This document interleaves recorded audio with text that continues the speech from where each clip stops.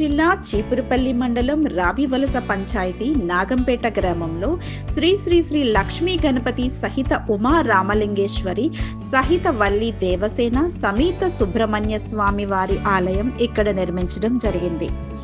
ఈ ఆలయాన్ని శ్రీ కొచ్చెర్లపాటి త్రిమూర్తులు రాజు గారు తన సొంత నిధులతో నిర్మించడం జరిగింది.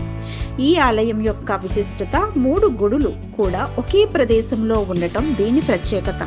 ఈ ఆలయాన్ని చీపురుపల్లి పరిసర ప్రాంత ప్రజలే కాకుండా విజయనగరం జిల్లా, శ్రీకాకుళం జిల్లా చుట్టుపక్కల ప్రజలందరూ కూడా వచ్చి ఈ ఆలయంలో పూజలు నిర్వహించడం జరుగుతున్నది.